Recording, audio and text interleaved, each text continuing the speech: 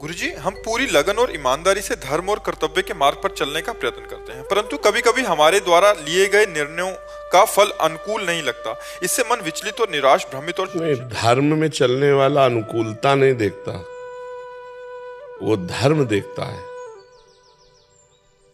ये मेरा धर्म है करना, बस मुझे करना है, इसके परिणाम में प्रतिकूलता मिलेगी या अनुकूलता, इसकी परवाह नहीं होती। जो अनुकूलता की परवाह करता है वो धर्म में नहीं चल सकता, और जो अनुकूलता प्रतिकूलता की परवाह नहीं करता वही धर्मात्मा होता है। देखो, धर्म में चलने के कारण महाराज युधिष्ठिर को 12 वर्ष का वनवास, 1 वर्ष का अज्ञातवास सहना पड़ा। अधर्म में जो चल रहे थे वो बड़े फूले फूले घूम रहे थे, दुर्योधन आदि, लेकिन अंततो गत्वा युधिष्ठिर महाराज जी की जय हुई और दुर्योधन परास्त हुआ, मारा गया। तो जो धार्मिक पुरुष हैं वो सुख दुख की परवाह नहीं करते। अगर सुख की परवाह करोगे तो धर्म का पालन नहीं कर पाओगे, धर्म का पालन करोगे तो सुख दुख की परवाह को त्यागना पड़ेगा। हमने धर्म के अनुसार कार्य किया, अब चाहे संसार निंदा करे, चाहे सब विरोधी हो जाए, सब अनुकूल चले, तो फिर धर्म को नहीं देख पाओगे, क्योंकि सबको देख रहे हो। अगर धर्म को देखोगे तो सबको देखना नहीं होगा। मैं धर्म से चल रहा हूं, सबका मंगल होगा, सबका कल्याण होगा, अब वो नहीं समझ पा रहा है, वो हमारा विरोध कर रहा है या हमारे प्रतिकूल चल रहा है, उसका स्वभाव। मैं डिगने वाला नहीं अपने धर्म से, ऐसे चलना चाहिए। धर्म कभी अनुकूलता की मांग नहीं करता, धर्म धर्म की ही मांग करता है कि जीवन भर मैं धर्म से चलूं, चाहे जितना दुख पाऊं, मुझे इसकी कोई परवाह नहीं। किसका प्रश्न था, तो समझ पा रहे आप जी। आदित्य कुलकर्णी जी, महाराष्ट्र से। राधे राधे महाराज। राधे राधे महाराज जी, आपके चरणों में कोटि कोटि प्रणाम। महाराज जी, आप जैसे कहते हैं अहंकार विमूढ़ आत्मा, ये वाले श्लोक में, तो इसमें महाराज जी जीवात्मा के अहम में और अहम ब्रह्मास्मि के अहम में क्या भेद है? जिस मैं के आगे कुछ लगता है वो माया में अज्ञान जनित होता है, और जिस मैं के आगे कुछ नहीं लगता वो शुद्ध ब्रह्म होता है। कुछ भी मैं के आगे जो लगता है वो अहंकार है, वो जीव के बंधन का कारण है। और जिसमें कुछ नहीं लगा है, शुद्ध मैं, वो ब्रह्म में है। वो अहम जो है वो ब्रह्म में है, जिसके आगे कुछ नहीं लगा। तो अहम ब्रह्मास्मि, अहम ही ब्रह्म है, तो ब्रह्म तो सब में है, पर वो ब्रह्म फंस गया धनवान बन के, कुलवान बन करके, रूपवान बन करके, शरीरधारी होकर। अब उसको इससे मुक्त होना है, तो ये सब छोड़ना पड़ेगा। विमूढ़ता, अज्ञान, अज्ञान के कारण वो ऐसा मानता है कि मैं धनवान हूँ, मैं कुलवान हूँ। कुछ नहीं है, मरा तो कुछ है क्या, सब यही रह गया। वो ब्रह्म फिर निकल गया, फिर जो उसने कामना की उसके अनुसार फिर उसे नया जन्म मिला, फिर वहाँ अभिमान कर लिया। ऐसे भटकते भटकते अनंत जन्म व्यतीत हो गए हमारे। अब हमें मानव जन्म फिर मिला है कि हम अपना कल्याण कर लें, अपना मंगल कर लें। तो हमको मैं के आगे जो जो भी है वो सब हटाना, डिलीट करना है। अब जब ये लग जाता है मैं भगवान का भक्त, तो परम पवित्र है, क्योंकि भगवान से जुड़ गया ना। जो माया से जुड़ करके मैं है वो अपवित्र है, जो भगवान से जुड़ करके है वो परम पवित्र है। अब भगवान से जुड़कर, जैसे मैं भगवान का दास हूँ, मैं भगवान का सखा हूँ, मैं भगवान का जो भी भाव करता है वो सब पवित्र है, जो कि भगवान से जुड़कर। और जो माया से जुड़कर है वो अपवित्र अहंकार है, वो बांधने वाला है, वो त्याज्य है, उसका त्याग करना चाहिए। उमेश प्रताप सिंह जी, बस्ती से। राधे राधे महाराज जी, आपके चरणों में चरण स्पर्श। महाराज जी, अपने इष्ट देव की पहचान कैसे करें? कई देवी देवता हैं, जैसे भगवान राम जी, कृष्ण। पहले गुरु की पहचान करो, पहले गुरुदेव। गुरुदेव जो नाम रूप देते हैं वो हमारा इष्ट होता है। अपने आप से चयन करने से सिद्धि प्राप्त नहीं होती, गुरुदेव प्रदत्त। हमने गुरुदेव का वर्ण किया, उन्होंने हमें राम रूप दिया, श्याम रूप दिया, शिव रूप दिया, जो रूप दिया बस उसी में अपने मन को लगा लेते हैं। इसीलिए गुरुदेव भगवान की महिमा है। बिना गुरुदेव के भवसागर से तरा नहीं जा सकता। चाहे शिव विरंच सम होई, गुरु बिन भव निधि तरह न कोई। तो हम पहले गुरुदेव की खोज करें और गुरुदेव मिले, फिर हम गुरुदेव जो बतावें नाम, जो रूप, जो लीला, जो उपासना, उसके अनुसार चलें, तो हम परिपक्व साधक कहलाएंगे। गुरु प्रदत्त उपासना ही सिद्धि प्रदान करती है। गुरु प्रदत्त इष्ट ही साक्षात्कार की योग्यता प्रदान करता है। गुरु प्रदत्त नाम ही इष्ट का साक्षात्कार करवाता है।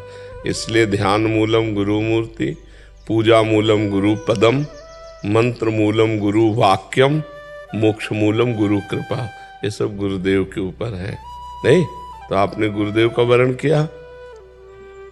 हाँ, तो इसीलिए तो जब तक ब्याह नहीं होता तो लड़की 10-20 फोटो रोज देखती है, पता नहीं कौन दूल्हा इसमें हो। लेकिन ब्याह होने के बाद अगर 10-20 फोटो देखे तो गलत मानी जाएगी कि नहीं मानी जाएगी? तब तक गलत नहीं मानी जाएगी जब तक तो अभी ब्याह नहीं हुआ आपका। ब्याह का मतलब जीवन का पूरा भार अभी गुरुदेव के चरणों में समर्पित नहीं किया, इसलिए निर्णय नहीं हो पा रहा।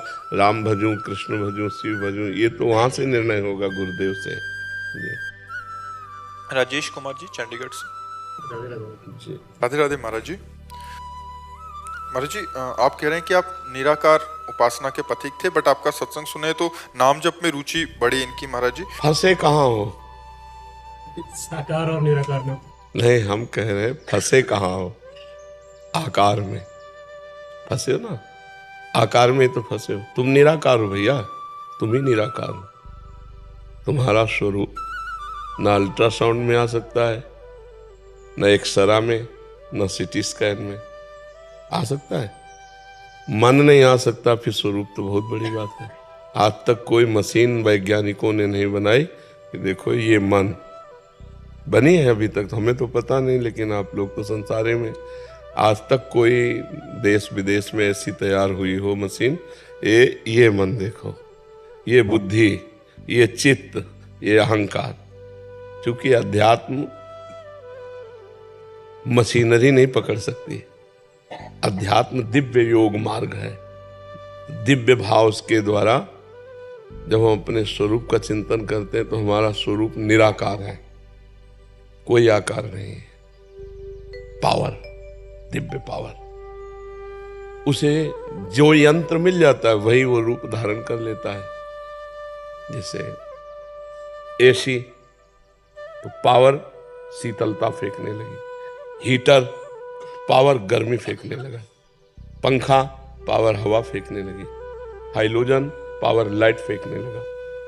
लेकिन पावर है वो न पंखा है, न एसी है, न हीटर है, न हाइड्रोजन है। वो पावर है। उसका जहां प्रयोग होता है उसके अनुसार, यंत्र के अनुसार वो अपना स्वरूप प्रकाशित कर देता है। ऐसे ही ये ब्रह्म पावर है। सुअर में गया तो अपने को सुअर देख रहा है, मनुष्य में आया तो अपने को मनुष्य देख रहा है, लेकिन ये आकार उसके तो नहीं है ना। ये बिजली का आकार थोड़ी है। बिजली जहां जाती है वैसे ही अपना स्वरूप प्रकाशित कर देती है यंत्र के अनुसार, लेकिन बिजली का कोई रूप नहीं है, वो एक पावर है। ऐसे ही ब्रह्म पावर है, भगवत पावर है जीव, उसका कोई रूप नहीं है। कहीं पढ़ा है आज तक कि जीव ऐसा है, काला है, गोरा है, लंबा है, चौड़ा है, छोटा है, बड़ा है? कोई रूप नहीं। आप भी निराकार हो, लेकिन फंस गए आकार में। तो जैसे कांटा लग जाए तो कांटे से कांटा निकाला जाता है, तलवार से कांटा थोड़ी निकाला जाएगा, या हवा से कांटा नहीं निकलेगा। वो कांटे जैसी आकृति वाले यंत्र से ही कांटा निकलेगा। तो हम आकृति से फंसे हैं, आकार में फंसे हैं, तो हम आकार से ही मुक्त हो गए। हमारा स्वरूप तो निराकार है ही है। और भगवान का मानो चाहे साकार चाहे निराकार, पहले अपने स्वरूप को देख ले। निराकार होते हुए भी तुम आकार में फंस गए, तो अब आकार से ही निराकार की तरफ लौटो। भगवान के नाम का जप, भगवान के रूप की आराधना, तो ये आकार ये वाला भूल जाओ, जो शरीर आकार है इसको भूल जाओ। और वो आकार सच्चिदानंदमय है, तो उस आकार में तन्मय होते ही संसार का चिंतन छूटा, तो असलियत जो भी हमारे भाव हुए, साकार या निराकार, वो हमारे सामने प्रकाशित हो जाते हैं। समझ पा रहे आप? तो खूब नाम जप करो, हमारी बात मान लो, इस चक्कर में ना फंसो। आप जी नाम जप कौन सा किया? अब हमसे पूछोगे तो हम तो राधा नाम के आशिक हैं, हम तो कहेंगे है हाँ, तो शिव शिव जपो, सांब सदा शिव जपो, ठीक है? सांब सदा शिव, सांब सदा शिव, ऐसा जपो। और भागवत, गीता, इन शास्त्रों का स्वाध्याय करते रहो, तो बुद्धि पवित्र होकर ज्ञानार्जन होगा ना, तो आप सत्मार्ग में आगे बढ़ जाओगे। पाप आचरण से बचो, अपवित्र भोजन से बचो, अपवित्र वार्ता, अपवित्र विचार, इनसे बचो। यदि भगवान को प्राप्त करना है तो कम सोना, कम बोलना, कम खाना, ये 3 चीजें अपने संयम में कर ले। वाणी को संयम में कर ले, कम बोले, मौन आश्रय रखे, जब बोले तो उचित बोले, और नींद 4 घंटे 5 घंटे पर्याप्त समय सो के बर्बाद न करें। और भोजन 400 ग्राम अन्न में 24 घंटे मनुष्य स्वस्थ होकर जी सकता है, तो हम कह रहे हैं 1 किलो खा लो, 24 घंटे में 1 किलो भोजन ले लो। लेकिन ये नहीं कि चिड़िया की तरह चुगते रहो। अब आंतों को चाहे जितना फैला लो, आप 2 रोटी से काम चलाने लगो, आपका अभ्यास 2 रोटी में हो जाएगा। आप 6 रोटी, तो ये थैला है, इसे बढ़ाते चले जाओ चाहे जितना, और समेटते चले। तो भोजन कम, बोलना कम, सोना कम, तो साधना प्रारंभ हो जाएगी। उचित भाषण, पवित्र भोजन, पवित्र विचार, तो परम पवित्र भगवान की प्राप्ति की योग्यता आने लगती है। खूब नाम जप करो, ठीक है। कैप्टन संजीव कुमार सारस्वत जी। महाराज जी, हम वृंदावन से बहुत दूर रहते हैं, हम दुबई में रहते हैं, तो महाराज जी हम लोग भक्ति में कैसे अग्रसर हों, कि हमें क्या करना चाहिए कि हमें वृंदावन में रहकर भी भक्ति नहीं हो सकती यदि भक्ति न करना चाहो तो।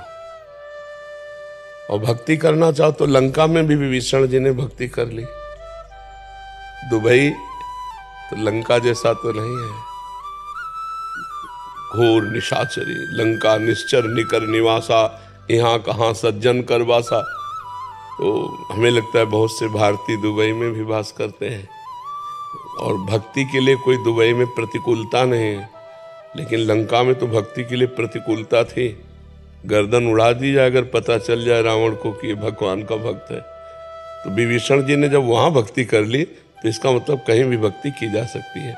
अच्छा, भक्ति एक हृदय का विषय है, भक्ति हृदय का भाव है। अब आप अंदर बैठे बैठे राधा राधा जप रहे, कौन जाने आपसे, है नहीं। और हृदय से आप व्याकुल हैं, भगवान मैं तो ऐसे देश में रहता हूँ जहाँ आपकी भक्ति का प्रकाश नहीं है। बड़े धन्य भाग हैं जो ब्रज में रहते हैं, जो अवध में रहते हैं, जो काशी में रहते हैं। प्रभु मेरी भक्ति कैसे बनेगी। तो ये दैन्यता और भगवान का स्मरण, ये आपको भक्तिवान बना देगा। महाराज जी घर बनाया तो हमने घर का नाम वृंदावन नाम रखा। हाँ ठीक है, बहुत सुंदर है। इन किन प्रकारेण भगवान की स्मृति हमारे अंदर आनी चाहिए। घर में ठाकुर जी विराजमान क्यों? हाँ, बहुत माता जी भी सेवा करती हैं। हाँ, और बच्चे वगैरह सब हम लोग इस्कॉन से जुड़े हुए हमारे। हाँ ठीक है, खूब नाम जप करो और राधा कृष्ण की सेवा करो और भगवान के भाव में रहो। सकल भूमि गोपाल की आमे अटक कहा, कोई जगह ऐसी नहीं जहाँ हमारे भगवान ना हो। हरि व्यापक सर्वत्र समाना, समाना जैसे वृंदावन में है ऐसे दुबई में भी है। हरि व्यापक सर्वत्र समाना, प्रेम ते प्रगट होए मैं जाना। भगवान शंकर कह रहे हैं यदि प्रेम हृदय में जागृत हो जाए तो दुबई में मुरली मनोहर दिखाई देने लगेंगे। नहीं, वही है भगवान। और प्रेम ना हो तो वृंदावन में भी नहीं दिखाई देंगे। आप जाओ बिहारी जी से आंख लड़ाओ, राधा वल्लभ जी से आंख लड़ाओ, अगर प्रेम नहीं है तो आपको थोड़ा भी सुख नहीं मिलेगा। और प्रेम है तो सोचकर आपको आंसू आने लगेंगे, सोचकर आपका हृदय आनंदित होने लगेगा। तो प्रेम ते प्रगट होए मैं जाना। और प्रेम प्रगट होता है भजन से, और भजन होता है साधु संग से। भजन न होई संग बिन, भजन बिना नहीं प्रेम, छिनहु भजन न छाड़िए, धरिए या ध्रुव नेम। ये नियम ले लो कि एक क्षण भी भगवान का नाम नहीं भूलेंगे, तो दुबई में रहते हुए भी भगवत प्राप्ति हो जाएगी। ठीक है। और गंदे भोजन का त्याग, हाँ किसी भी तरह, जैसे गंदा भोजन का मतलब होता है आप मांस वगैरह तो खाते ही नहीं होंगे, लेकिन जो मांस खाते हैं उनके संग में हम गए और उन्होंने कहा हम तुम्हें खीर पूड़ी बना के पवाते हैं, तो उनके वो पात्र जिनमें मांस रांधा गया है, अगर उसमें खीर पूड़ी तो वो हम नहीं पा सकते। नहीं प्रभु जी, मेरी माता जी इस बारे में, मैं नेवी में कैप्टन हूँ, तो मैं अगर यूरोप में भी या पूरी दुनिया में कहीं जाता हूँ तो माता जी मुझे घर का प्रसाद बना के देती है। हाँ ठीक है, पवित्र भोजन पाना चाहिए। ठीक है जी। आपके काशी। प्रियंका गर्ग जी गुरुग्राम से। श्री राधे महाराज जी। श्री राधे महाराज जी, आपके चरणों में कोटि कोटि प्रणाम। महाराज जी, ईश्वर की कृपा प्राप्त करने के लिए आसान व प्रभावी तरीका क्या है? नाम जप। भगवान की कृपा प्राप्त करने के लिए मन क्रम वचन छाण चतुराई, तो भजत कृपा करिहे रघुराई। मन और वचन और कर्म से छल कपट छोड़कर यदि भगवान का नाम जप किया जाए तो बहुत जल्दी कृपा हो जाएगी। अच्छा, नाम जप में पैसा भी नहीं लगता, हम 1 रुपए की बात नहीं इसमें नाम जप में करते। नाम जप में नहाने धोने की भी कोई बात नहीं, जो हो जहाँ हो जैसे हो जिस स्थिति में हो बस उसी स्थिति में राधा राधा राधा जपो। इसमें कोई पैसा नहीं, इससे सहज कोई कार्य है, कोई पैसा नहीं लगता, कोई मेहनत नहीं लगती, कोई जान नहीं पाएगा। अब अंदर अंदर हम राधा राधा जप रहे, कौन जान पाएगा? इसी से भगवान की प्रसन्नता होती है। मन वचन कर्म से चतुरता का त्याग करके, छल कपट का त्याग करके यदि हम भगवान का भजन करते हैं तो भगवान हम पर कृपा कर देते हैं। भजत कृपा करिहे रघुराई जी। गृहस्थ में भी कभी भी हम नाम जप कर सकते हैं किसी भी परिस्थिति। भाई देखो, गृहस्थ विरक्त हमारे जीने का तरीका है, ये हमारे जीने का तरीका। हम कोई गृहस्थ विरक्त थोड़ी हैं, हम तो भगवान के अंश हैं। हमारे कर्म बन बिगड़ गए तो हम कोई स्त्री बन गए, कोई पुरुष बन गए, कोई गृहस्थ बन गए, कोई विरक्त बन गए, लेकिन है तो भगवान के अंश। तो भगवान का भजन करने में ना गृहस्थ बाधक है ना विरक्त साधक है। जो भजन में लगा वही भगवान का साधक है। गृहस्थ होकर यदि नाम जप कर रहा है, अच्छे आचरण कर रहा है तो संत ही है, वो संत लक्षणों से होता है। तो इसमें ये बाधक नहीं कि हम गृहस्थ हैं तो भगवान का नाम कैसे जप सकते हैं। जवान से नाम जपने में क्या गृहस्थी रोकती है? क्या गोपी जन गृहस्थ नहीं थी क्या? और उनसे बड़ा सन्यासी कौन था जो श्री कृष्ण के प्रेम में हर समय मतवाली होकर के घर को लीप रही हैं, धान कूट रही हैं, गाय दूह रही हैं, दही मथ रही हैं, भगवान श्री कृष्ण के भाव में तन्मय। क्या पावन गृहस्थी है, क्या मंगलमय गृहस्थी है। तो ये गृहस्थ धर्म कोई बाधक थोड़ी है भगवान की प्राप्ति में। बाधक है जब भोगा शक्ति प्रबल बुद्धि है तो भी बाधक है, नहीं तो साधक ही है। निखिल तिवारी जी कानपुर से। दंडवत महाराज जी। श्री हरिवंश। श्री हरिवंश महाराज जी। महाराज जी, आपने हमेशा कहा है कि एक सैनिक और एक संत में कोई अंतर नहीं होता, दोनों ही अपने कर्तव्य पथ पर अडिग रहकर राष्ट्र और मानवता की सेवा करते हैं। मेरा और मेरे सभी रक्षा क्षेत्र के विद्यार्थी मित्रों ने आपसे विनम्र प्रश्न किया है कि हम अपने भीतर ऐसे कौन से गुण विकसित करें, कौन से आदर्श अपनाएं जिससे एक उत्कृष्ट और कर्तव्यनिष्ठ सैन्य अधिकारी बन सकें। कृपया हमें दिव्य ज्ञान। देखो, जब तक हम अध्यात्म में नहीं होते तब तक हमारी स्वार्थ बुद्धि नष्ट नहीं होती, और स्वार्थ बुद्धि कभी दिव्य नहीं होने देती। स्वार्थ बुद्धि नीचे पतन की ओर ले जाती है। जब परहित भावना जागृत हो जाती है तब हमारे अंदर दिव्यता आने लगती है। हमारे अंदर जो विशेष शक्ति जागृत होती है वो दूसरों के हित की भावना से जागृत होती है, और दूसरों के हित की भावना अध्यात्म से आती है, और अध्यात्म भगवान के नाम जप और सत्संग से जागृत होता है। यदि हम नाम जप करें, चाहे जहाँ हो चाहे जैसे हो, और सत्संग सुने, तो मानो आपको रोज सत्संग में जाने का सौभाग्य प्राप्त नहीं है। आप अपनी ड्यूटी पे हैं, अपने कार्य प्रणाली पे हैं, तो मोबाइल से तो सुन सकते हैं। अगर आप रोज सत्संग सुनते हैं और रोज नाम जप करते हैं तो आप अध्यात्म को जागृत कर रहे हैं। और आप पराई स्त्री से संभोग नहीं करते, आप मदिरा नहीं पीते, आप मांस नहीं खाते, तो अध्यात्म का जो अंकुर है वो वृक्ष बनने के लिए सहायता है आपकी है। जैसे वृक्ष बनाना हो ना तो बाड़ लगाई जाती है कि कोई बकरी आदि चुन न जाए, और उसकी सिंचाई की जाती है। तो जो अध्यात्म का अंकुरण होता है वो सत्संग और नाम जप से होता है, और बाड़ उसकी होती है यही परहेज। मांस न खाएं, मदिरा न पिए, दूसरे का मंगल न करें, तो हमारे अंदर दिव्यता आ जाएगी। आप इनको धारण करके देखो, नाम जप और सत्संग और पवित्र आहार और पवित्र आचरण, तो आप में दिव्यता जागृत हो जाएगी। जितने भी महान हुए हैं वो सब अध्यात्म से जुड़कर ही हुए हैं।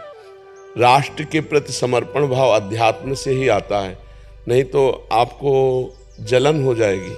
जैसे आपका ममत्व परिवार में अधिक है, होता है, सबका होता है। कई महीने से छुट्टी नहीं मिली, अधिकारी से प्रार्थना करते हैं, वो आपका अस्वीकार कर देता है, तो हमें लगता है अध्यात्मवान बनने से धैर्यवान बन।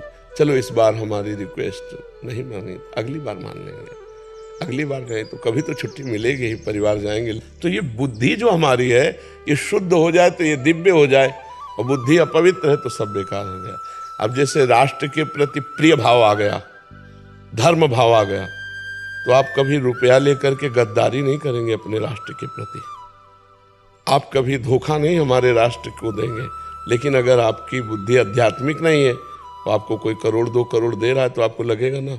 तो परहित की भावना ये अध्यात्म से जागृत होती है, और अध्यात्म नाम जप और सत्संग से, और सत्संग और नाम जप हमारा बराबर चलता रहे। इसलिए हमें पराई स्त्री का संभोग, मदिरापान और मांस भक्षण इनका त्याग कर देना चाहिए। महाराज जी एक संशय, महाराज जी मेरे मित्र ब्रह्म ये भी आने वाले समय में फौज ज्वाइन करने वाले हैं।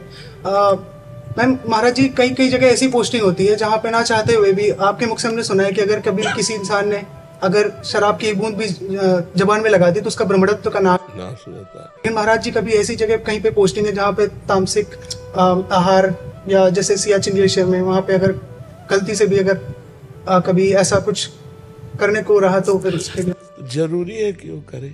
नहीं महाराज जी, ऐसा होता है तो संशय था। नहीं, उसको ना करे। भगवान में बहुत बल है बच्चा, हर गर्मी सर्दी बरसात सब कुछ सहने। क्या ऐसे महात्मा नहीं जो हिमालय में है? क्या वो शराब पीते हैं? क्या वो मांस खाते हैं? अब विचार करो, कई दिन भूखे रहकर भी बर्फ में बैठकर साधना करते हैं। तो वही तो आप भी हो ना। आप राष्ट्र के लिए साधना कर रहे हो, भगवान के लिए साधना कर रहे हैं, तो आप राष्ट्र और भगवान दोनों को लेके चल रहे हैं। तो मुझे लगता है यदि आप निष्ठावान हैं तो नहीं पीना चाहिए। आपको गर्मी भगवान देंगे, आंतरिक गर्मी भगवान देंगे, हर बात सहने की सामर्थ्य भगवान दे देते हैं। जरूरी थोड़ी ही कि अशुद्ध पदार्थ पीने से ही आपका शरीर रक्षण होगा, नहीं है। ऐसे भी बहुत से आर्मी में हमारी जानकारी में लोग हैं जिन्होंने पूरा जीवन आर्मी में दे दिया लेकिन एक बूंद शराब नहीं पी। तो क्या वो लोग ऐसी जगह तैनात नहीं हुए? क्या तैनात जरूर हुए होंगे, लेकिन वो निष्ठावान है। से महाराज जी वेजिटेरियन रहते हैं जो मतलब शराब आदि का सेवन नहीं करते और वहाँ। हाँ, तो हमें लगता है कि ऐसी निष्ठा रखनी चाहिए, क्योंकि अगर हम जरा भी छूट दे दिए तो हजारों लोग भ्रष्ट हो जाएंगे। तो हमें लगता है कि ना को ही पकड़े रहे। 4 दिन की जीवन है यार, राष्ट्र के लिए समर्पित जीवन, भगवान को समर्पित जीवन, उज्जवल भविष्य, उज्जवल जीवन, काहे को गंदा करें? भाई राष्ट्र तो सब व्यवस्था आपकी करेगी, लेकिन नहीं, आप धर्मात्मा है और राष्ट्र सेवक है तो आपको नहीं खाना चाहिए, क्योंकि और भी सुविधा है ना, बिना उसके भी तो जिया जा सकता है। और शक्ति आती है धर्म में, शक्ति धर्म में आती है। कितनी बड़ी शक्ति हमारे देशवासियों में, जय हिंद बोलकर फांसी के फंदे पर झूम गए, नहीं झूम गए?